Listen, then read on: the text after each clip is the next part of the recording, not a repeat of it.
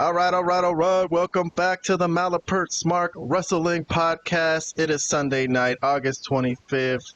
It is the day of All In London, the second edition, 2024, and this episode will be just a review of AEW All In, because recently we've been mostly focusing on WWE, especially since they turned it all around since Vince McMahon's departure.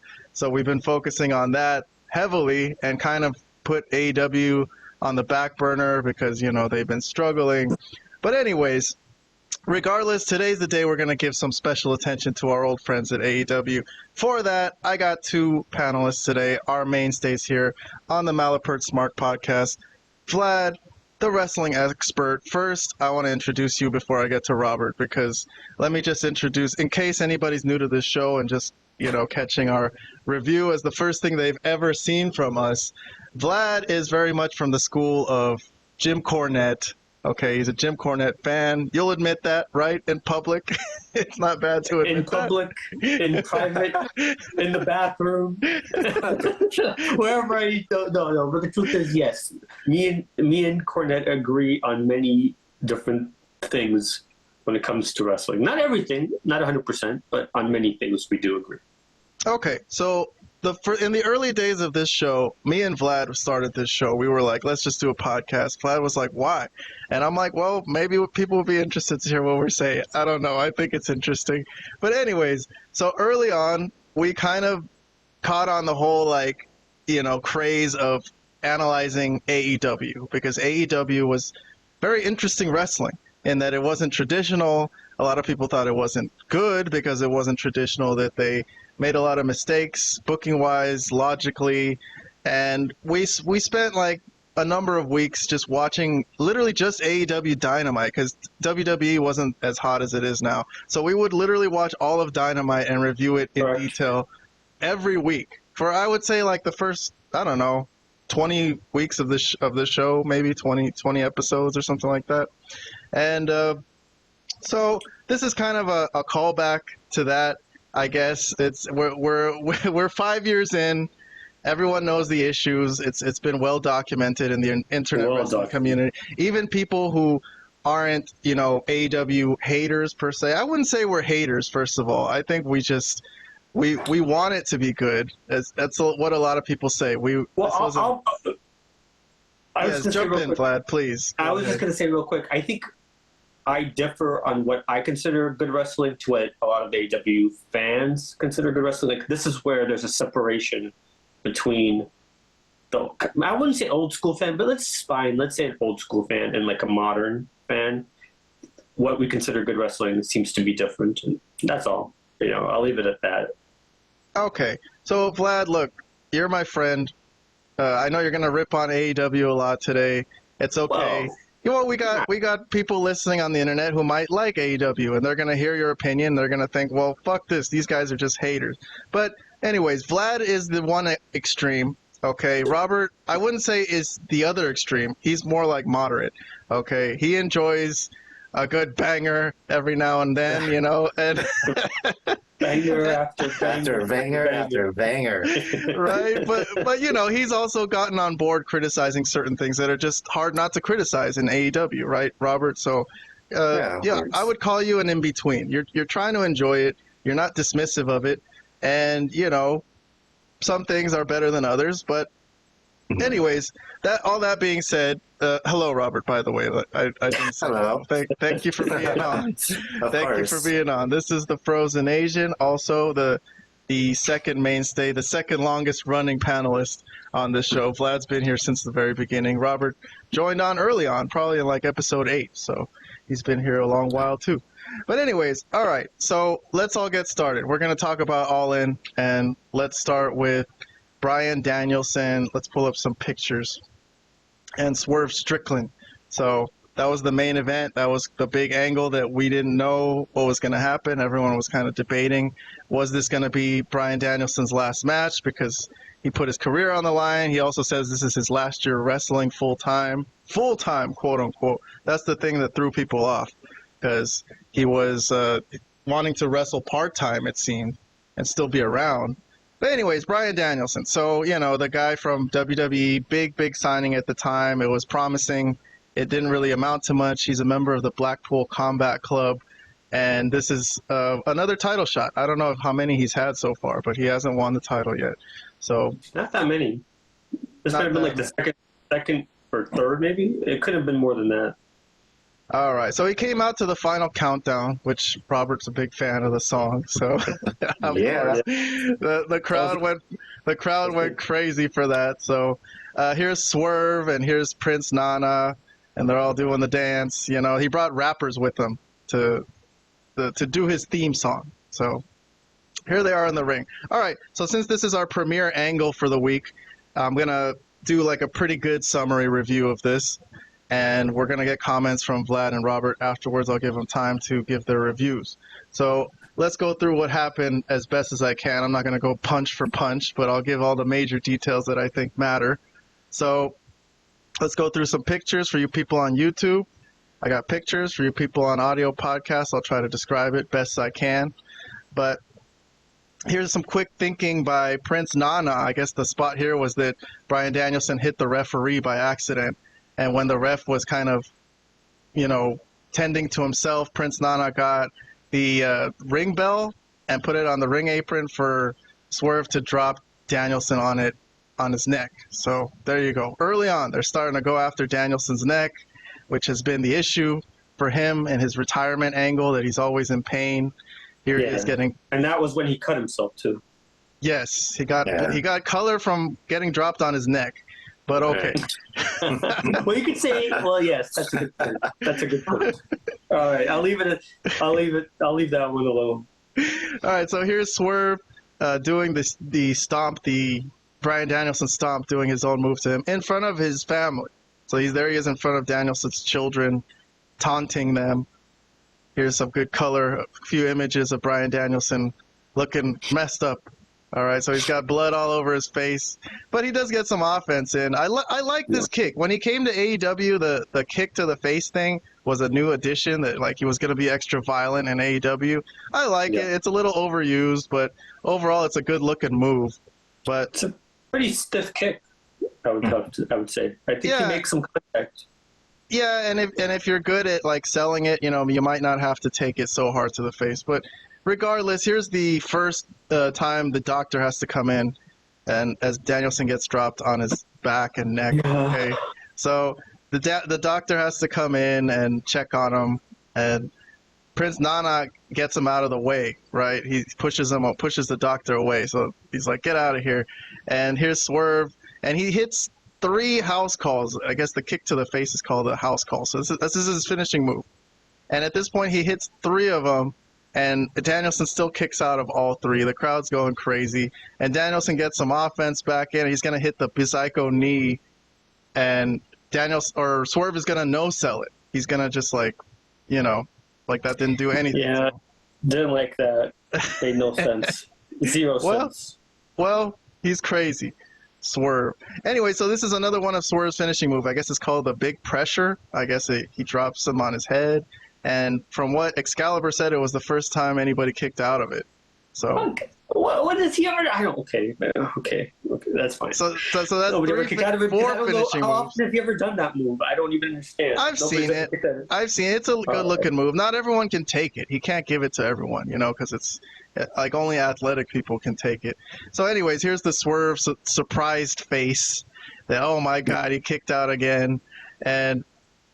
Okay, so this is the introduction of Hangman Page, which I introduced this on our review that I'm going to release of All In as a different angle, because this Hangman Page has 0 to do with Danielson and Swerve. So this is just him sticking his nose into Swerve's business because he still hates him.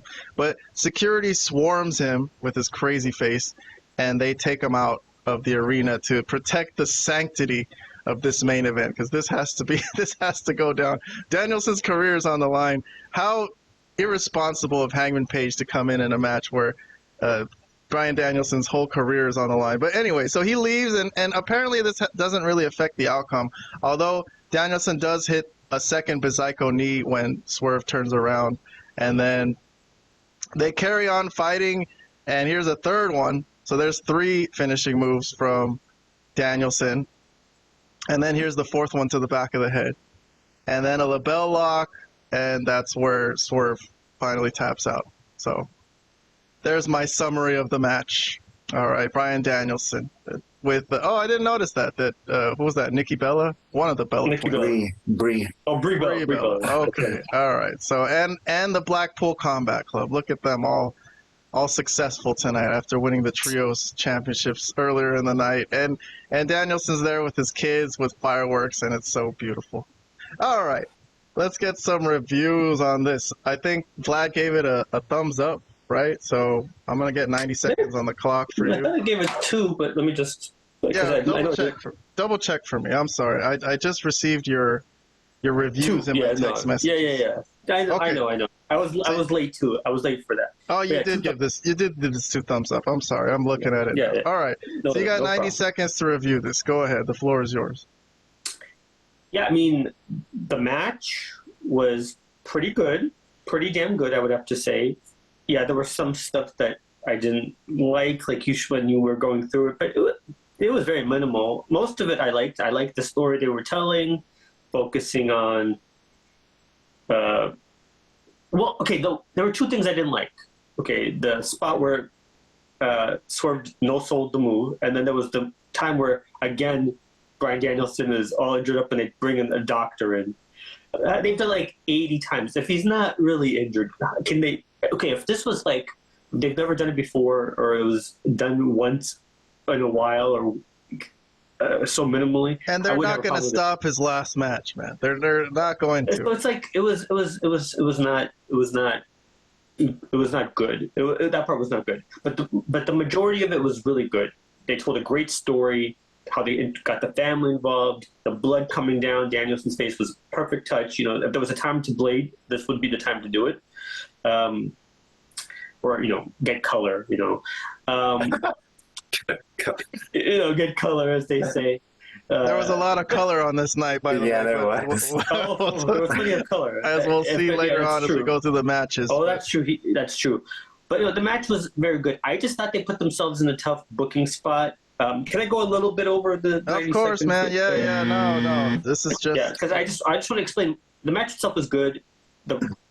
It's debatable if the right person won, but the match itself was very good because Brian Danielson's a tremendous talent, and Swerve's not bad as well when they're partnered together like that. But I think what they put themselves in a tough spot is, we know Danielson is going to eventually retire shortly or soon, and he knows that his neck is all legitimately fucked up and that it needs surgery. So I don't really know why they need to make him the world champion if he's going to be on hiatus anytime now. I mean, if he wants to be a part-time wrestler, that's fine. He doesn't have to be the world champion. He could just be in some big matches and come in and do stuff, but he didn't need to be the world champion. So they put him in a tough spot there, but they also put it in a situation where they wanted to send the crowd happy, and if he would have lost, it would have been, I guess, a downer because the crowd was really into this match. Really, really, really into this match. Way more than I thought they would be, given that it was not really built up very well. And I didn't know how much people would care, but they cared quite a big, big amount. So I would say they put themselves in a tough spot booking-wise. I'm kind of curious how they get themselves out of it and what happens going forward with the world title and with Danielson. But the match itself was very good, very good. All right, let me switch it over to Robert. I'll reset the clock for 90 seconds. You could use it all or less, whatever you want. Yeah. Go ahead. You also gave this 2 thumbs up. Oh, I said it was fire. Oh, yes. Oh, he said it was even fire. I said fire. Oh, Beyond my God. You know what? I got to tell the people this. Oh, let me stop your clock. All right. Because I forgot to mention that I did add an extra level because you guys have been clamoring for something above 2 thumbs up, because sometimes it's just not good enough to say, hey, this was 2 thumbs up. So I added this was fire on our reviews, on our YouTube post, which we review all the angles on our YouTube community post. So on our most recent post, I introduced this was fire. So Robert gave his first this was fire to this angle. Okay, all right, yeah. 90 seconds. So this is as good as wrestling gets, you're saying. I'm trying my best not to give a fire review, like too often, right? Now I got to come up with something that's past this was fire. Oh, come on. Like mind completely blown. All right. I really love this a lot. Okay, now, so I also was concerned about the booking for Brian Danielson winning because I don't know what direction they're going to go with him moving forward, right? And if we look back at our review from our predictions from last week, I predicted Swerve would win because I made that prediction because I heard reports that Danielson wouldn't be able to do more than another match. So that I made my prediction based on those reports. Yeah. So okay, I guess they didn't they didn't go that direction. They still put the title on Danielson. I don't know where they go from here, but I tried not to factor that into my review of the match. The match itself was, for me, incredible. It was very well paced. There was very little downtime. They executed all their moves like perfectly. There was a lot at stake. So I just tried to just review the match itself, and I loved it. So for someone who's supposedly injured and can't go anymore, allegedly can't go anymore, Danielson doesn't really show it. It was as good as match as he could have. Yeah, he hides it very, very well. So I mean, that's pretty much all I'd have to say about it. I just really loved it, and the crowd was hot for this match. Yes, extremely. All right, well, I guess I'll give some time to myself to do a review on this epic match. Well, look, my review, when it's going to come out, our full review on our post, it's going to be a thumbs up. It's not a 2 thumbs up. I don't want to give it 2 thumbs up because to me, a 2 thumbs up is almost a perfect rating to me. And like you said, I didn't enjoy Swerve, no selling. And okay, look, let me just say before I say something else, I think the fact that Danielson, because I was the only one out of the 3 of us who predicted Danielson would win. I think it's more important that you guys are saying, oh, he can't wrestle full time, he can't, whatever, bro. It's more important to have Brian Danielson's name on the list of AEW World Champions when you look back on it. Because I look at the list of World Champions. Why didn't they make him champion 2 years ago? Why are they waiting? They fucked up. They fucked that up, but at least they got him on the list. Because when I look back at the NWA or WCW, I look at I go on Wikipedia and I look at the World Champions, and I see who was there. And I think it's very important. It's more important that Danielson is on that list than Swerve, because Swerve is already over. He's as over as he's gonna be.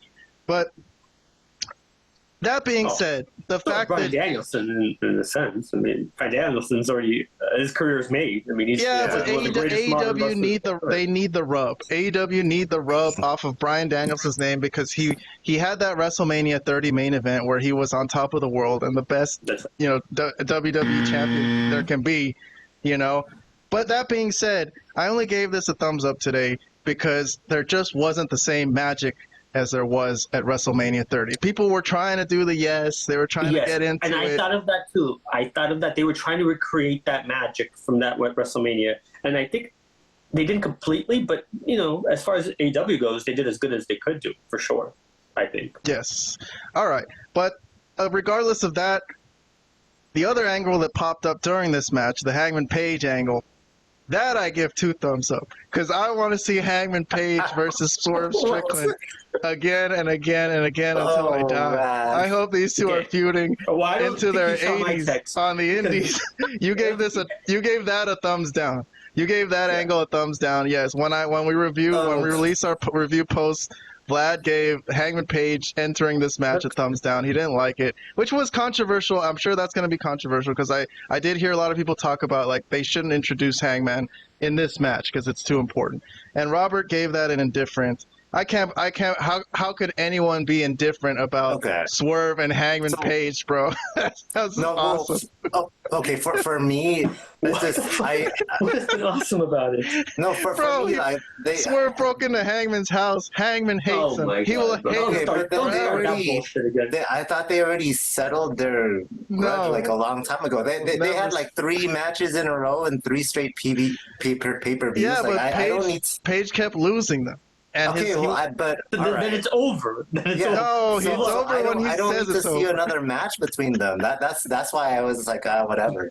Just real quick, the reason that I don't care about this and I gave it a thumbs down is the potential for anybody caring about Adam Page in wrestling. I think it's that ship has sailed. I think he had an opportunity to be good.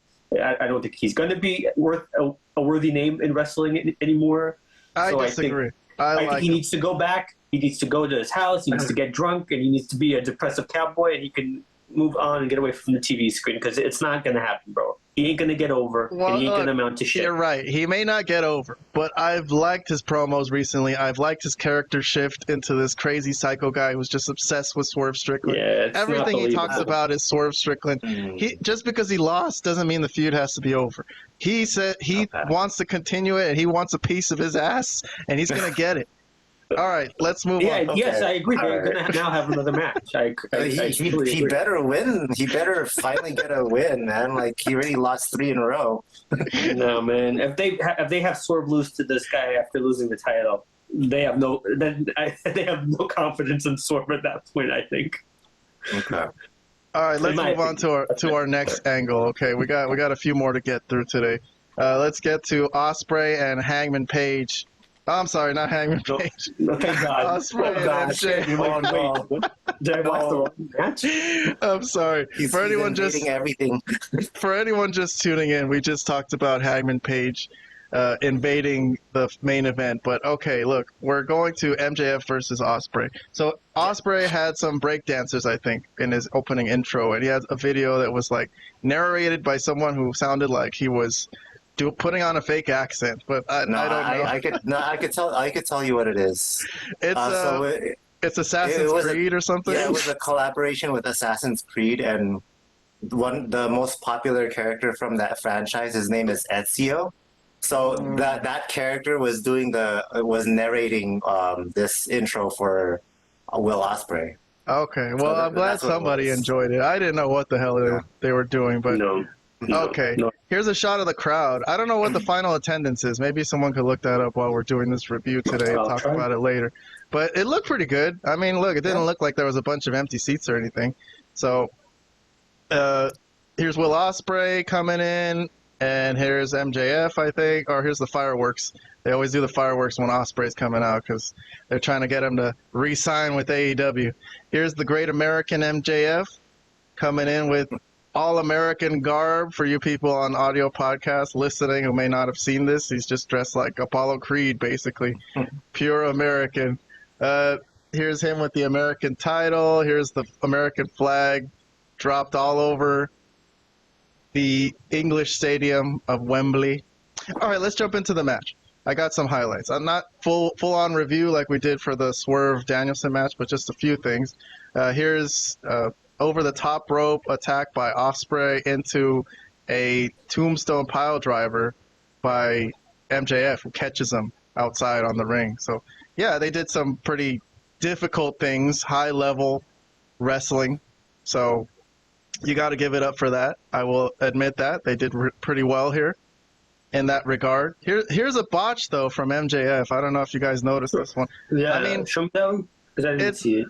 I mean, to me, it looked dangerous because he just did it really fast. It was like a spin around into like a pile driver. He jumps up, and there's Ospreay's head. You could see his head like at the bottom. That's dangerous. That's pretty dangerous. So, I don't know. Luckily, nothing happened. That's how Stone Cold got injured. Yeah, it looked like his head was sticking out a little too far, and luckily nothing happened to Ospreay, and he was able to finish the match. But okay. I'll skip forward a little bit. Here's Ospreay trying to catch MJF with the elbow on the outside off the apron, and he totally misses and wipes out the cameraman, which was awesome. But MJF used that opportunity to try to hit him with the belt, with the American title, while the referee is looking at the cameraman, and MJF does eventually get him with the belt. Doesn't end the match though, but I'm just pointing out the important things that happen. Here's MJF's move, the Brainbuster, but Ospreay kicks out of that one. Here's MJF's surprised face. Everyone had one today, but here's the ref bump. So the ref's gonna go out when MJF is arguing with him, and this gives a chance for MJF to do something illegal, but I guess he was going to put the Tiger Driver on him. Like, that's some kind of illegal move? Is it illegal? I don't know. Well, anyways. No. Yeah, so Ospreay reverses it. He's going to put the Tiger Driver on him, and then MJF low blows him. So there's definitely an illegal move that would have got him disqualified. But, all right. Here's MJF smiling after he did it, and he's going to hit him with... it looks like knuckles, something that he's wrapped around his knuckles or to punch Ospreay with. Did they ever explain who? Wait, somebody stole his ring, right? That was the whole thing they kept saying. But was that? Never mind. Did but they somebody say stole that? his ring. Somebody stole his ring? I didn't hear that. They said that a couple times throughout the match. I don't know. Oh, fuck. I did not hear that, Vlad. That's news to me. I didn't catch that. Maybe it was Daniel Garcia, because a masked man showed up, thinking, and it did turn out to be Daniel Garcia, who nailed MJF in the face. And yeah. No, he didn't hit him with the ring, because... So I don't know. I don't know what the ring thing is about then. I didn't hear that either. I mean, I was kind of half paying attention to the show, listening. I was watching it, but anyways. Yeah. So Daniel Garcia came out to interfere with this match, MJF. Surprised, looking at him, he's turning away, and then when he turns around, he gets nailed, I think, by Ospreay's, what is the move? That elbow, the running elbow, I don't know the name of it. The hidden blade. The hidden blade, all right. So then he finally, the crowd goes insane, and he finally fucking hits the Tiger Driver on him with these crazy faces. And let's take a look at this dangerous move that should be banned as he drops MJF on his neck. I mean, I would suspect MJF did a lot of exercises to strengthen his neck, knowing he was going to take a move like that, maybe. That's a tough-looking move to take. But anyways, Will Ospreay with the win, thanks to Daniel Garcia. Ospreay's really happy, big win in front of his crowd. He doesn't take the American title from the belt, though. Doesn't take the American belt from the referee. He waits for Christopher Daniels to show up with the storied international title, and there you go. The legends that have carried that belt will go. So, it will be an infamy. This was I predicted that. I predicted that they would bring back the international title because it's just too important. But anyways, Robert gave this 2 thumbs up. A high rating, not our highest rating now, but a high rating. All right, Robert, I got 90 seconds for you. If you want to say anything you want about this match. Okay. Yes. So starting off with the entrances, I just happen to be a really big Assassin's Creed fan, so I really appreciated that. This was for you, Robert. Yeah. Hell yeah. I loved it. Now, on to the match itself. So one of my concerns leading into this match was how they would be able to top their first match that they had on Dynamite a few weeks ago, because that was a really awesome match. I don't think they topped it. I don't think they probably didn't even match it either. It was like 20 minutes. Yeah, it was close. It was a better paced match than their first one, but I still feel like the highs of the first match was better than the highs of this match, personally. And also, that I don't know if you guys agree, but that's how I see it. But it was a better paced match, this one, and that's that pile driver that MJF did. That did look really, really dangerous. I was actually concerned that Will Ospreay did get hurt for real. Yes, but me too. Apparently he was just fine. Hopefully nothing happened. I also I don't know how I feel about the whole Daniel Garcia interference. I would have loved to see Will Ospreay win without that, without assistance from Daniel Garcia. But man, I didn't mind the Daniel Garcia interference. The only thing that sucked about it was that he didn't dance. Oh gosh, that would have made it worse. But anyways, but yeah, for me, this was still a good enough match for to warrant 2 thumbs up for me. Kahan would book like Vince Russo would book. That's the problem with Kahan. I would have had him sock MJF and then do the dance. All right. Vlad, you gave this I think I gave it one thumbs up from Vlad. Still a good rating, but let's hear your thoughts on Still a good rating. No, I mean, look, the match itself was good. The right person won. The crowd was going ape shit throughout it. They cared about it.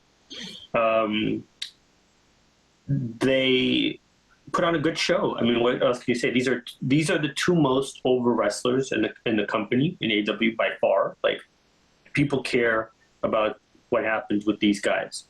Now, if you're asking me who I prefer, it's not even a question. MJF is like far superior because A, you can't understand a single word Ospreay says on his promos. I'm sorry, you can't. And I prefer MJF's wrestling style to Ospreay. But obviously, when Ospreay is wrestling MJF, it's a little bit more realistic and it's a little bit more believable, and it's easier to swallow than when he would, let's say, if he was wrestling Kenny Omega or I don't know, probably he's going to be wrestling Ricochet or whoever he's going to be wrestling in the future. Those are going to be just video game matches that I know I won't like. But here, good match. Did not top their match at Dynamite, no way, no how. But that's why you don't do that on Dynamite. If you probably saved the best match for the in front of the 50,000+ people you're going to have that you drew in London. But whatever, it's AEW. I mean, good luck trying to figure that out. The Daniel Garcia thing I hated because Daniel Garcia is a jabroni, okay? He's a jabroni, okay? I don't know how else to say it. He's never going to – nobody gives a shit about Daniel Garcia. And now MJF is going to have to be in a feud with this guy? Get the hell out of here, dude. And no, they always want to push guys that are not over, and it's just Adam Page and Daniel Garcia. These guys are not over. Nobody gives a shit about them, okay? That's my thing. And, like, MJF now has to be in a feud with this guy. It's ridiculous. It's not good. It's not good. That part, if he wasn't involved, maybe I would have thought about giving it 2 thumbs up. But, yeah, he definitely did not help the situation at all. I understand that, yeah, he got beat up and whatever. He was getting his revenge and whatnot. But, yeah, it's Daniel Garcia. It's like, who cares? That's how I feel about that. Well, look, Daniel Garcia in the storyline did get his ass kicked mercilessly and left laying in his own blood. So it made sense that he would come in. Okay, I'll just say that. I think the interference spot was well done. I think the ref bump was well done. I think it was a good match. That being said, I also give it a thumbs up, like Vlad. I saved my 2 thumbs up for things that I really, really like. So I don't think it was necessarily a worse match than the Dynamite match. I mean, just because something is an hour as opposed to 20 minutes doesn't make it better. But you're right. Not necessarily, but I don't think it was better or worse. I think it was maybe equal. We already saw the best that they had, so I don't know. There you go. I'm curious where it goes because I guess MJF is going to let go of Ospreay and he's just going to get caught up with Daniel Garcia and that'll be the end of that. So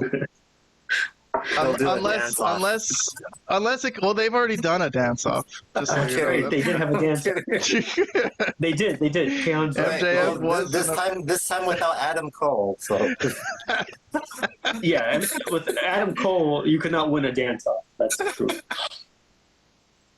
All right, hold on one second. Let me move on. I'm going to move on to the Casino Gauntlet match, which was one match that we didn't even make predictions for. Well, I did. I threw out a name. I said Orange Cassidy was going to win just because we didn't know who was going to be in it. You guys didn't know who was going to be in it either, though. This was a match that was full of surprises. I think everything that they didn't want to really advertise went into this match. So I'll just go through it real quick, and then we'll give some thoughts and some reviews. I'm not going to do a really deep summary. I'm just going to say who was in the match. Okay. But it was funny that Orange Cassidy came down from the heavens like Mr. Bean. I thought that was cool. Big Mr. Bean fan. But here he is. He was the first entrant. And something interesting about this match that people don't really like about the rules of these gauntlet matches is that they're not over the top rope. It's just a single pinfall, and whoever gets the first pinfall wins. So that's why it's beneficial to be in first, because at least you're in the match. That's what they were trying to advertise for Orange Cassidy's qualifier. It was like, why would you want to be first? Well, at least you're in the match, because the match could end before the people come in later, which is kind of ridiculous, because look at some of the people that they had come in later, like huge names that might have not even been in this match. But okay, I digress. Here's Okada. Okada was the first guy, which I was like, okay, good, right, Robert? You know, he wasn't on the card at all. This is a good spot. Good. Nice little surprise for us. So they fought, and then the third contestant was Nigel McGuinness, which was also a nice surprise. I like how he walked in, strutting like he owned the place.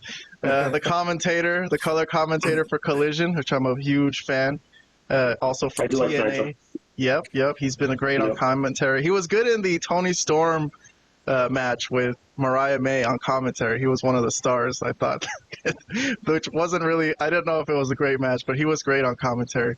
Kyle O'Reilly, Zack Sabre Jr., there's another surprise, the G1 winner, Robert, just so you know, for this year. They said that in commentary. Roderick Strong, Mark Briscoe, Hangman Page, Double J, my guy, Jeff Jarrett with the lovely Karen Jarrett, looking as lovely as ever. She never ages. Just as beautiful as like 20 years ago. I will say that she does look good. Him and Hangman Page got into it because they've been having a feud recently that I haven't really been too hot for, but hey, they continued it here. So he got a spot in there. And when Hangman Page got his hands on Karen Jarrett, like he was going to do something, and Ricochet's music hit, and he kept his name. Interesting, huh, Robert? So Ricochet comes in. I mean, he was Ricochet before he joined WWE. That's his real name. His real name is Ricochet. He went by Ricochet before he joined WWE, so it never changed. Yeah. Interesting. All right, well that's good. That helps when people jump from WWE to AEW, that they get to continue on with the name. Ricochet, he gets to do all the things he did in WWE, but maybe the AEW fans will appreciate it more, huh? I don't know. Right. More remains to be seen on that. But moving on. Christian. Okay, so this was where things started to get kind of surprising. Wasn't expecting Christian. He just lost the Trios title earlier in the night. We're not going to really discuss that match. But hey, and then Hangman Page and Okada had a moment, which I thought was going to turn into something because Okada really disrespected Page, but it kind of blew over. And then again, Page pointing at Karen Jarrett, and then he gets nailed with Jeff Jarrett's guitar, right? So at least that's still going all these years later, huh? And that was a good shot, too, because some of the shots recently didn't really land well, but that was a good one. Yes, Luchasaurus came out as Luchasaurus. So they were trying to throw people off that Luchasaurus was mad at Christian for something, for that he was leaving his group. He teased chokeslamming Christian, but then he grabbed Kyle O'Reilly, chokeslammed him, and then he dragged Christian's body and put it on Kyle O'Reilly, and then Christian's the winner. And he gets a guaranteed world title shot. Interesting. Okay. So what did you guys give this? Let's see. Vlad gave this a thumbs down. Robert gave this a thumbs up. So I'll start with Vlad. 90 seconds for you to criticize this match. I just, I try very hard to like many things in AEW, but this, I didn't understand the rules going into it. I didn't understand what was going on. I didn't understand how it's a gauntlet match if everybody's in the ring at once. I know people are just coming out, but like you said, the first person that got a pin would win the whole thing. So people in that case that weren't involved would never early get on. To be involved. Yeah. If more people were to come out, they just didn't get to come out. That happened to Roderick Strong in another gauntlet match, and he went to Tony Khan and complained about it and got like a title match out of it. So yeah, that does happen. It's a stupid type of match, and I understand that it's from the brain of Tony Khan, a gauntlet match, first pinfall wins. I understand, and that is absolutely right, and that's where the problems lay in AEW because it's the brain of Tony Khan. But look, I didn't really care about this at all. I think there were some like surprises that they could throw in, which is the big one being that they signed Ricochet. Which, like I said, I'm not really the biggest fan of his. I think he's a good guy from everything I've heard, like his interviews and stuff that he said. Seems to be a really like good guy, cool guy, but I don't really like his wrestling style. it's too video game-ish for me. It's just moves upon flips. I don't really like that, but he'll fit in perfectly in AEW. He wasn't able to really do that much in WWE. I mean, he had that stuff with Logan Paul and whatnot, but here he'll be. I think you're right, Kevin, when you said he might be more appreciated here than he would be in AEW because just his style is more AEW friendly. Otherwise, whatever. This match, I don't care. Christian won. Congratulations. It's good for him. Hope he has much success. All right, Robert, you gave this a thumbs up. You liked it, okay? Yeah. Let's hear some thoughts. I don't really have much to say. I'll probably only need like half a minute.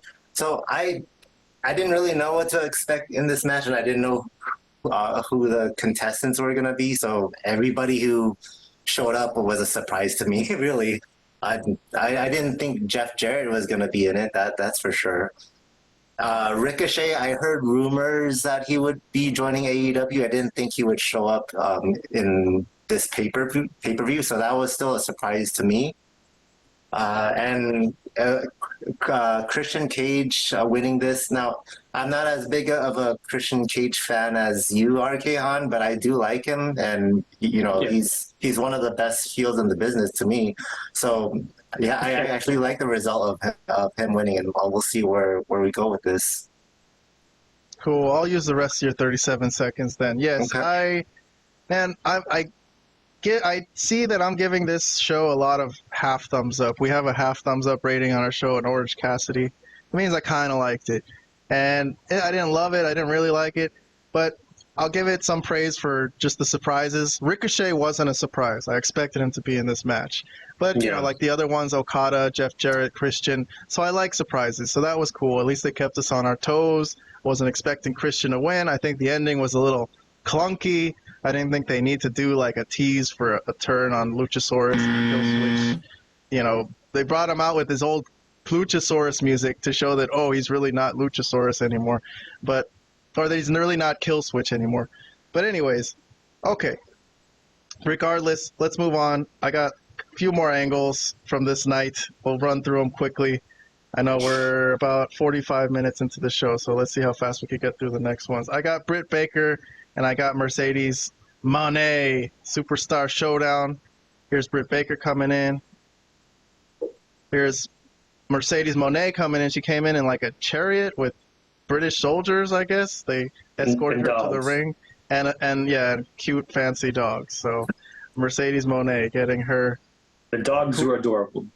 The corgis. Yes, definitely. They were very cute. So here she is with Camille, and she's there to help her. So that was very prevalent early in the match where Camille would pull her out of the ring often. But anyways, I'm skipping most of the match. I'm just going to jump straight to the finish. If you guys want to talk about the work, you can do it when I give you time to review it. But the ending was that Camille was going to interfere, and Mercedes was distracting the ref. And then Britt Baker pulled off like, what did she do? The Eddie Guerrero. The Eddie Guerrero. She threw her the belt and fell down and pretended like she hit her. And then when the referee turned around, that's when he threw Camille out. So it worked. And here's Britt laughing about it. So they do this spot every so often. Sometimes it doesn't land so well. This one was all right, I thought. Camille's trying to warn Mercedes, hey, she didn't actually get hit, be careful, as she's walking out, as she's gotten thrown out here.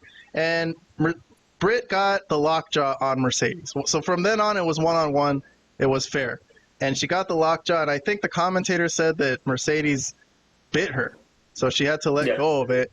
And then this is the prelude to the end. I guess the move before the Moné Maker was that she just kind of grabbed Britt and threw her violently into the rope, and then she just put her in the Moné Maker, and that was the end of the match. So despite it being fair and square, the heel wins the match, and she's selling her head like it was tough, head injury. Anyways, let's hear some ratings. Vlad gave this. Where's Vlad's rating on this? A thumbs down. Robert also gave this a thumbs up. So completely opposite reviews. Who should I start with this time? Who did I start with last time? I think I did. So maybe Robert. I can't remember now. All right, Robert. So you got praise for this match. What did you think of this? I liked it a lot. I thought, the Mercedes Monet, I know we give her a lot of flack for her promos, and that rightfully so, but when she's in the ring, I think she does great work, and I thought she did great work in this match as well. So I thought the whole Britt Baker doing the Eddie Guerrero trick was a nice touch because Mercedes Monet has been on record many times saying that Eddie Guerrero is the one of her biggest influences, right? So so Britt Baker using an Eddie Guerrero trick on her, I thought was really cool. I thought the match was solid. Nothing really to complain about.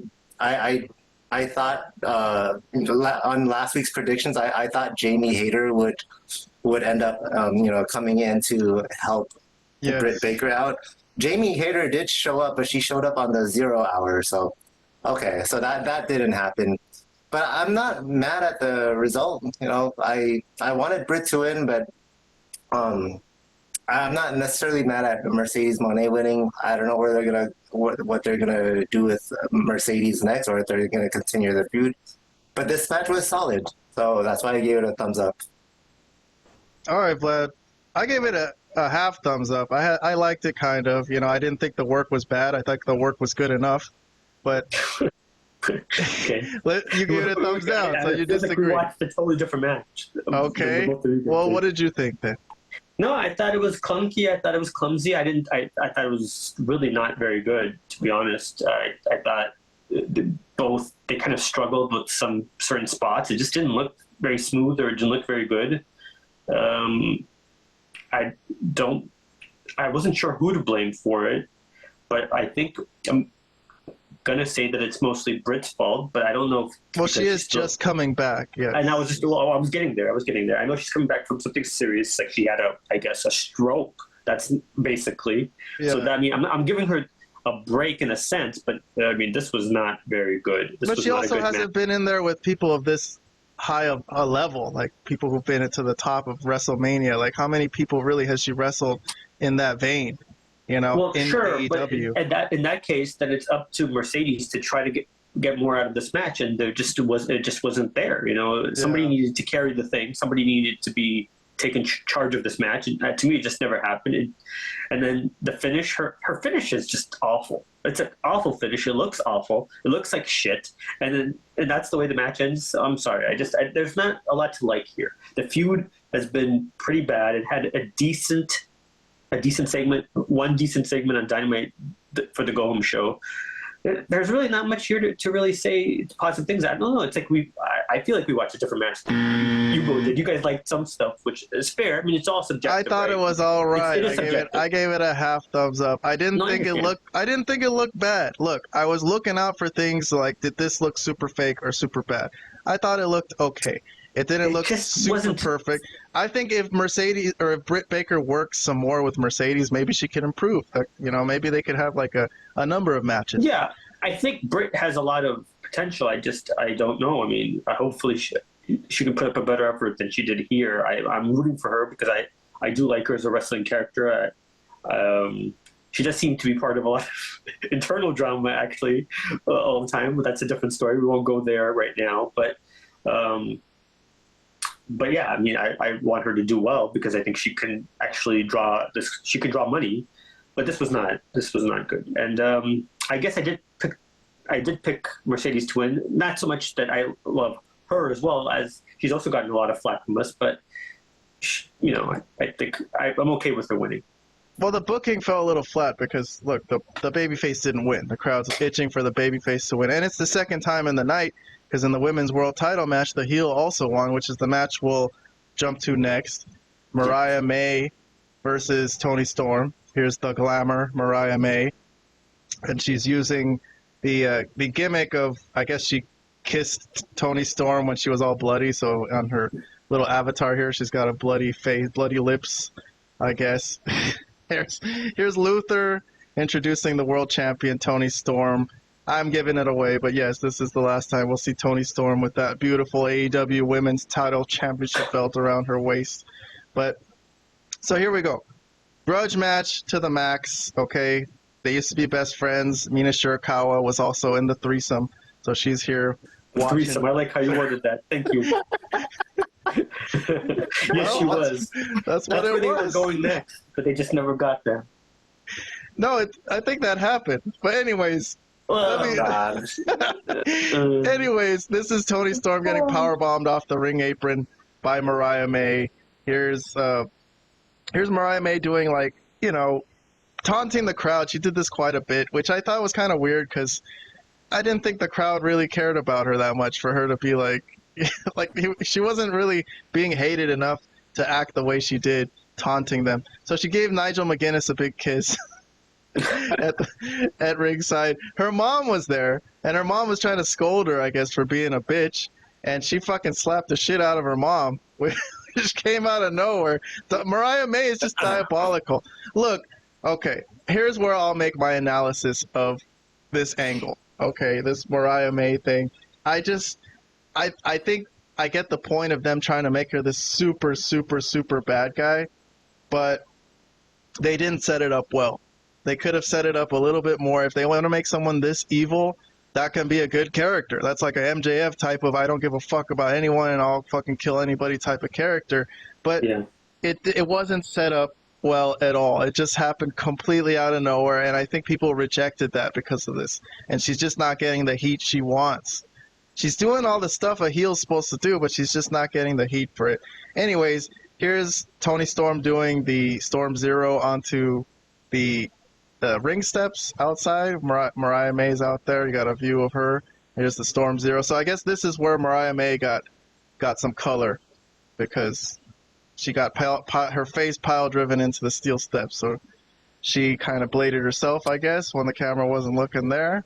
And here's her grabbing the shoe. She's going to grab the shoe, and she was going to hit Toni Storm with the shoe. And then Toni Storm grabbed the shoe, and she was going to do it to her, but she couldn't do it because she just loved her too much, right? So this was the pivotal moment in the match, right? That made no sense either, but okay. Anyways, this led to a reversal and a series of moves that led to Mariah May hitting the Storm Zero on Toni Storm, her own freaking move, and that's how she won the match, and she's the new AEW Women's Champion. So another heel victory, another heel gets the world a women's title on this show. So, all right, let's see. What do we got for reviews? Vlad gave this half a thumbs up. Okay, what do you want to say about this, Vlad? Okay, the thing is, the match itself was fine, and that's why I gave it a half star. But there was stuff that really didn't really land or make sense. Okay, so like Mariah May is for sure the heel, but her mom, they show her mom in the audience. Okay, that's one thing. She brought her mom there literally just to slap her, to show how that's usually like a evil babyface thing. Like the families in the audience is usually a babyface thing. Then she goes up to her mom for reasons I don't even understand, and she just slaps the shit out of her. Okay, I'm like, what? What did her mom do? I don't even understand. Why the hell? Just trying to show how evil she is, man. She's just an evil bitch. Okay, so if that's the case, fine. But they haven't really done any build up towards her being this evil character. I mean, yes, she turned on, but she hasn't really. She's never even explained why she hates Toni Storm this much and why she had to turn on her so violently and so viciously. Yeah, I understand maybe she turned on her, but like to this point where she's constantly beating her up with a shoe and that she's making her bleed. It didn't make any sense, and she couldn't explain it. And she had numerous times that they tried to, like with interviews and stuff like that, just never went anywhere.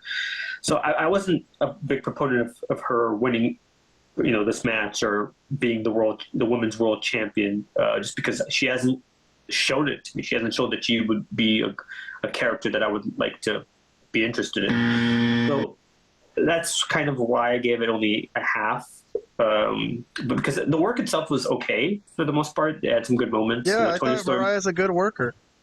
Yeah, she's a decent worker, and Toni Storm when she's not wrestling Saraya is a good worker too. So this was, I think, putting that Orange Cassidy thumbs up, I think, is fair in this case.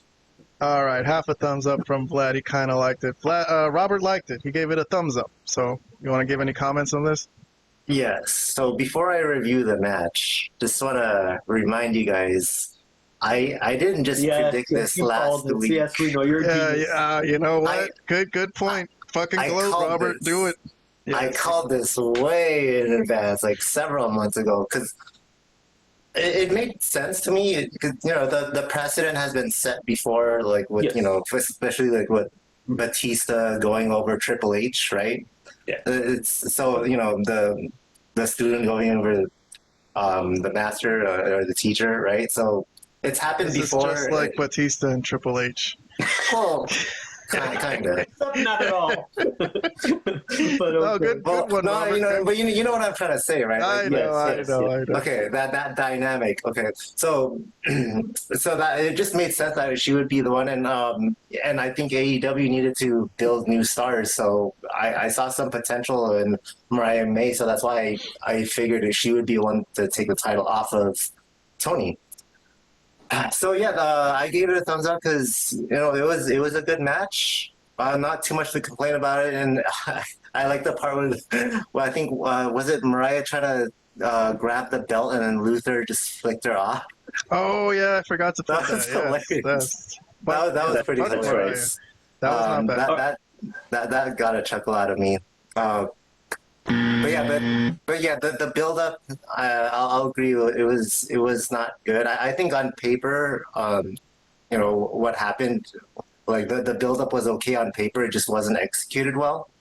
She and Mariah definitely needs to find different ways to get heat in ways that makes actual sense to build up her heel persona. It's true, man, because her just doing the most evil things imaginable is just not being believable. I gave this... Well, slapping your own mother made no sense in this case whatsoever. Like there's no backstory to her. She's just an evil person. There's no explanation. Like, why did she slap her own mother? And what the hell did her mom do? So I gave this an indifferent, just like the crowd that just can't buy into Mariah May. I am also indifferent. I can't buy into this. I didn't think it was bad. I didn't think it was good. I think it was bad in a sense that Mariah May's character has not been set up well to be a super evil heel like this. I think this type of character could work, and it could be an important character, but not the way they did it. People just aren't responding. It's not going well. So I don't know what's going to happen. They might have to give up on it at some point because it's just not getting a reaction. So we'll see. All right. Well, let me jump to a couple more angles. We got just two of them. 2 angles. These are going to be shorter, just a minute each, because we've already done 5 angles. So we do 90 seconds for 5 angles, and whatever we got left, I'll just give you guys a minute. So actually, this one I don't even know if I'm going to give you guys a minute because I think you guys didn't. I didn't watch it. You guys didn't review. You guys didn't watch Jericho. Okay. Yeah. Well, I'll just talk about it myself then, and you guys, if you want to give comments, you could just say how bad the feud was or whatever. But let me go over what happened. Not at all in detail, okay? I'm sorry, but Jericho did come out and sing with his band, Fozzy. He didn't do Judas, but he just, he did a song that nobody cared about. Here comes Hook with an eye patch that he supposedly has one eye because he got his eye. What kind of eye patch is that, bro? Well, let me look. I got to. A kindergartner put that together? Since this is all new to you, you're gonna love what happens in this match. You're gonna love this. Listen. Oh, really? So, yeah, there's the fabled FTW title, the Fuck the World title that Chris Jericho has been, desecrating, calling it the For the World title. It's not For the World. It's Fuck the World. Anyways.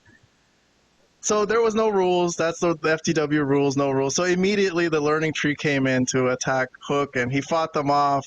And he had a cricket bat that he tried to hit Jericho with. And then this was the big... Hold on. It said "Hi Guys" on it? Yeah. Oh, goodness. Oh, my goodness. Oh, my goodness. Wow. Hey, you should have watched this, Robert. Maybe you would have liked it. Anyways, this is the big reveal that he took off his patch, and he's like, my eye is cool. Which was like, I'm like, well, why the fuck did you just do 75% of this match with one eye? And he's like, can't see. He's getting blindside punched. And now he takes off the match, the blindfold or whatever, the eye patch. Okay. Eye patch. God damn it. Anyways, this is the end of the match. Big Bill is going to take a bump. Hook kind of got out of the way and Jericho hit his own guy and he fell onto the table, which the camera didn't even catch it. The poor guy. But anyways, the ending of the match was that Hook got Jericho in the red room, and then Taz also finally got off his ass and put Brian Keith in the Taz mission, and that was a double submission. Well, not a double submission, but he helped Hook win and helped Hook get the FTW title back. So there you go. And there's Taz looking all cool, finally getting involved in this. Okay, look. So I gave this angle a half a thumbs up. Vlad and Robert skipped it, just as they've skipped everything in this angle. Just so you guys know, so the audience knows they've not been into this angle. Every time it comes up in Dynamite, they're like, I forwarded it, or Robert gives it 2 thumbs down every time. So, look, here's the end of the feud. You guys know what happened. Okay, this has been a long-standing feud. Jericho hit Hook with a baseball bat in the face, put him out, burned his eye, put him out. Learning tree angle that a lot of people are criticizing. I know you guys don't like. Jericho has been the learning tree version of Chris Jericho, which is a sarcastic asshole that doesn't like criticism, I guess, and he just treats everyone like he's a teacher and he needs to be the learning tree. So, look, you guys could use your minute here to just rip on this whole thing from the beginning and just talk about how it hurts AEW, right? That Chris Jericho is involved. They need him to go away, right? Please retire. Is that what you're going to say, Vlad? Let's start with well, look, I've said it so many times. I really don't want to focus on Jericho. Yes. I know, but I'm asking you. No, okay, yeah, and I will. It's our review of All In. We're talking about Jericho. Yeah, no, I will. I mean, yeah, he should go, and he should go tour. And I think either Cornette or somebody said that Tony Khan should pay for him to tour all over Europe or Japan, like, for the next 2 years if he has to, something like that. But well, what happened? I'm gonna ask Robert, because Robert was a fan of Jericho. He likes the list version of Jericho. So was I. I was a huge Chris Jericho fan. The learning tree just made the list. There you go. This version of Chris Jericho made the list for the old version of Jericho. It's been talked to death. It's been talked to death. He's ruining the show. He's one of the worst segments. In AEW Dynamite Weekly. This whole character is awful. He's been awful for a long time now. I'm actually still got a spot on this card, though. Well, yeah, he's Chris Jericho, and obviously he's going to get a spot on a big show like this. So this didn't help Hook at all. This whole thing. No, that's what I wanted to focus on, but you kept sucking me back into Jericho for some reason. I don't want to talk about. Sucking you into the Jericho vortex. Because I'm in the Jericho. You want me to get into the Jericho vortex? No. Hook is a guy that I think has still potential, but it will never be achieved here in AEW. He needs to go to NXT. If Taz was smart, he'd let us know, like, look, dude, as soon as you're contractually able to, you should go to NXT. They're going to make something out of you, or if there's something to make, that it would be there. So. It's just not going to happen in AEW. AEW is a joke. They're treating Hook kind of as a joke now, too, because he's been involved in this crap. And, Well, that's not true. Plenty of people have been involved with Jericho and have come out of it the other side and been... MJF. Yes, but that's not because he was involved with Jericho. It's just that... I know. It was, I'm saying at least it didn't damage him to no end. But Hook has limitations. But I'll talk about that after I give Robert his minute. You want to give thoughts about Jericho? No, don't even give me a minute. All right, whatever. I don't want to talk about this. However, no, you don't want to talk about it? You don't have to. Well, even Hook, look, what do you think of Hook coming out of this? Well, he has potential, but I don't think this feud did anything for him. That's it. No, I mean, he did. Sorry, Vlad. You go ahead. No, well, I actually, in this case, I did want to hear what Robert thought about Jericho, because I think both me and him actually considered Jericho for a while, especially in the beginning of AEW and definitely prior to his WWE run, maybe one of the 10 greatest wrestlers of all time. So at least he was on my list as one of the greatest. Yeah, and now he's shitting on the business. And now he's shit. Well, so why do you think this all happened, Robert? Like, I don't know. It's just this learning tree gimmick in particular is very annoying. But it was even before that, right? It wasn't just that. That was just the cherry on top. Right, but not to me, not this bad. Now he's just like, I have no idea why he even thought of this gimmick. It's just not entertaining at all. Yeah. Well, look, If he doesn't leave, he just needs to figure out a much more entertaining gimmick than this. Go ahead. What were you going to say about Hook? I was going to say on the last show when he had a moment to talk to Jericho and he told him, you will never be the same person again. Like he used his own that's like catchphrase on him. And I thought, you know what? That's the first time I've seen Hook kind of try to have some charisma and say something on the mic that was interesting. And it really didn't land well. Like, I'm like, man, this guy can't talk. So he has limitations. They've never trained him to give promos on the mic. So so he's in this feud. He's at Wembley Stadium in a match with Chris Jericho in a feud that's been I think it's been 3 months at least. And it didn't help him at all. And he's not coming out of this any better. And this is a lot of people in AEW. Since we're reviewing AEW as a whole, that's another issue. There isn't improvement. And there's been many years and there has been no improvement. So he's the learning tree. Right, and you're all telling him, please go to NXT so that you could fucking learn something. So exactly. Absolutely. Okay. Well, that'll put a wrap on that segment. Okay, let's move along. Fine. The last segment we got today, the last angle is Darby Allin and Jack Perry, which Vlad was kind of excited for. He thought it would be like hardcore, that these people would kill each other, in a sense. But anyways, let me go through some highlights, or I'm not going to go through in depth, but just a few pictures, and then I'll get your reviews, and then we'll call it a night. So here's Darby Allin. Here's the scapegoat, Jack Perry. He's got a goat mask, huh? Interesting. And there's the coffin that's one of these guys is going to spend the rest of eternity in. And Jack Perry... Darby Allin had thumbtacks coming out of his face because that was a weapon. Like if somebody punched him, that would hurt, right? So that was a cool idea. Here's Darby Allin. Okay, I'm gonna show one highlight of him trying to jump out of the ring, tope suicida onto Jack Perry, but he fucking misses and hits the coffin that was standing upright. So that looked like it fucking hurt. And this was Robert. Real glass, baby. Yeah. He did it. Yeah. You wanted it. Dude, he was basking in this. The crowd was like going crazy and he couldn't let go of this. He went on the top rope. Real class. And the crowd was chanting, oh, cry me a river. They also said fuck CM Punk. Oh, nice. Okay, yeah. Okay. They said that too. All right. So Jack Perry takes a bump into the fucking real glass, right? And then here he is, like a fucking little bitch, looking.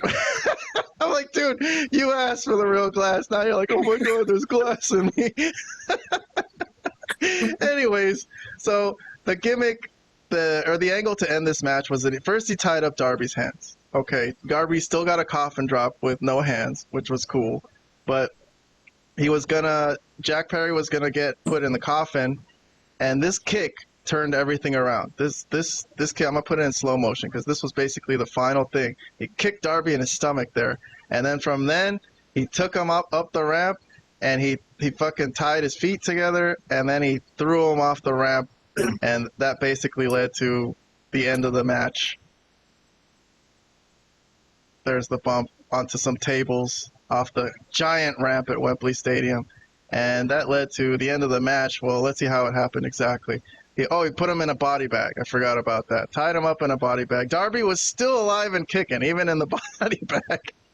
But that led to the final move. I think it was a running knee, and then he finally closed the door on him, and Jack Perry retains the TNT title. All right. I don't know if this was violent enough for Vlad, but before I get his review, I'll just mention post-match, there was an angle, a surprise. The Young Bucks came out I guess they were going to douse Jack Perry on fire, or Darby Allin on fire, which Jack Perry has done that to him before. No. Darby did that to Jack Perry, right? So Jack Perry was going to get him back, okay? And then Sting came out, who had just retired a few months earlier, and he's Darby Allin's buddy. But, yeah, Jack Perry tried to hit him with a steel chair, but nothing, no sell. Sting has got superpowers, double Scorpion Death Drop on the Young Bucks, and he saves Darby Allin from the coffin, gets him out, and there's his buddy. So I guess from now on, every time Darby Allin's about to die, Sting's got to come and save his ass. Did you got a review on this, Vlad? I don't have your review here. I think I said I was like indifferent. The not thumbs up or thumbs down. Or was it just the I guess it's just a fist, right? Thumbs to the side. Yeah. Okay. Yeah. All right, let's get your review. I'll give you a minute. Yeah, okay. I mean, I'll say this. It was what I kind of expected, but I just wanted it to be more because I actually wanted these guys to hurt each other for real. You know, yeah, because I think once, huh? Because I think they both deserve it. I think first Darby, explain that, Vlad, just so people don't think you're diabolical. But okay, I'm going to explain it. Darby was a complete and another idiot who loves to just damage himself in every possible way, any way you could think of. And then if there's ever a more punchable face in wrestling, it's Jack Perry, who's a complete another complete utter idiot. Oh, man. So I mean, both guys, I don't hate the real glass Darby. Didn't slice them open enough, you think, huh? Yeah, like they should have been massively I don't know if you remember the shot that Eddie Guerrero took from Bradshaw, where that vicious shot where there was blood just soaking down his face, and it was like he needed 45 stitches or something to seal that back up. That's what I was kind of hoping for in this match, and or at least or somebody to break some bones for real, or some glass to get stuck in somebody's eye or something terrible, because that's what these guys deserve for doing the stupid stuff they were doing in this match. So I was being a masochist in this match. I wanted somebody to hurt for real. You know, usually I want the wrestlers to make it out okay, and for it to be an entertaining match. But nobody to get these guys are such daredevils and they sell out the business so often. They kind of do it to themselves. So they want to hurt themselves. So let them hurt themselves. Let them hurt themselves badly. Right. So you weren't entertained by this. It wasn't violent enough. You give it an indifferent, a 0 rating, not thumbs up. Nah, they didn't go far enough. They didn't go far enough for me. Okay, all right, I got you. And then Robert gave it a thumbs up, so he was entertained by this. Let's hear your thoughts on this, Robert. Final review of the day. Yes, I gave it a thumbs up. And no, it has nothing to do with my real glass prediction coming true. It was more so because of Sting's appearance. It was cool to see him again. Interesting. That's really what it was. The match itself was just okay for me. My main issue with it was that it wasn't competitive enough. I feel like Jack Perry dominated the majority of it. It felt very one-sided to me. So I thought it would be more competitive than this, and that was my main issue with the match. But yeah, that one thumbs up, it has more to do with Sting's appearance. Mm-hmm. Yeah, and that's it. Yeah. All right. Well, I gave it a half a thumbs up. I kind of liked it. I have the same criticisms as Vlad. I didn't think it was that exciting and interesting. The only reason I gave it half a thumbs up was for the real glass spot and the people cheering for it. And that's it. That's all I got to say about this show. Okay. All right. Well, thank you very much, Vlad and Robert, for your reviews today, for watching All In, for taking the time of your life to do it. Let's, I guess, wrap it up. Vlad, was it a waste of your time? I mean, look, we don't cover AEW so in depth anymore, but this was like a big show, so we had to give our thoughts on it. Are they still in the ball game, Vlad? Well, no, they're not in the ball game, but they are a sinking ship that probably can't be sunk because of what was the money. The attendance? Well, did you see it? Yeah. I think they got close to 55,000, which was pretty good. Okay. All right. I think from what I'm looking at WrestleTix, which is a pretty accurate site mostly, that they were set up to be close to about 55,000, and I think they got close to that number. They might not exactly have hit it, but they were right under maybe, but around 55,000. How about a letter grade for the show overall? Just overall, your feeling about it. You watched most of it, so we didn't review a couple of matches, but they were kind of. I would say probably the majority of it. I would probably give it outside of the one or two things that I liked. I'd probably give it like a C plus maybe. Okay. Yeah. All right. Robert, overall thoughts about the show? Did you enjoy it? And let's, if you have a grade, you can give just a gut feeling grade overall. I mean, I'd probably give it the same letter grade as Vlad because there were a couple matches I didn't pay attention to. Yeah. So well, we didn't cover that London ladder match or the fucking triple threat tag team. So title match. I didn't watch that ladder match and I didn't watch the Hook Jericho, and so if I did and they were, well, first of all, I wasn't interested. That's for starters, I wasn't interested. If I did watch it and they turned out to be decent matches, I'd probably give it a higher grade than C plus, but I'll stick with C plus. All right. So C plus. I guess that's not a bad grade. It's not like a D or an F. Like, I guess they're barely holding on to us, right, Vlad? I think that's how I'd put it. They're barely holding on to me. I want to watch it just because they are significant, just because they have so much talent, and you know they've gotten talent that actually is good, and also I just think that a company can turn around on the drop of a dime. Like if you start planning it today to have a good show, it could technically happen. It's people are waiting for a good show. If there is a good show, people will watch it.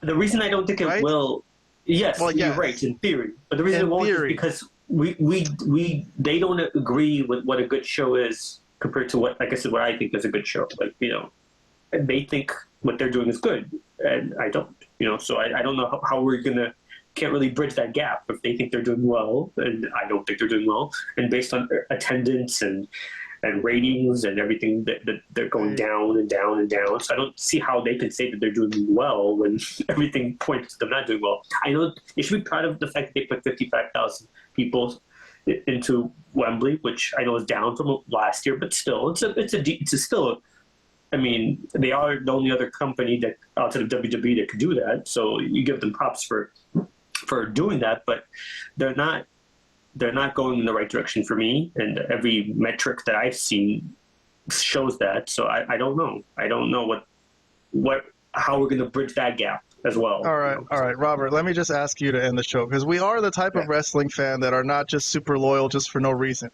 If the show starts sucking beyond belief, we got things that we can do, right, in life. There's a million things we could do. This show, do you still enjoy it?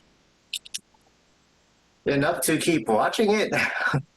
I mean, I would say for sure at the moment WWE is the better wrestling company. They put out better shows at the moment. But you know, it's AEW. Okay, let's put it this way: if there was no MJF or Will Ospreay in AEW right now, I probably wouldn't watch AEW. Wow. Damn, that means they're holding on by a thread, basically. Yeah, so that is a thread. That MJF re-signing was very important then, and also the Ospreay signing. So, okay, all right, interesting. All right, so we're still in the ball game. We'll cover AEW. It's not all out anymore, so we're all in, but we'll cover what we can and what we think is good or interesting. Next week we'll be back covering WWE. If you want WWE reviews from the last week, you can check out our community posts on YouTube. Just go to our YouTube page and go to the tab that says community or posts.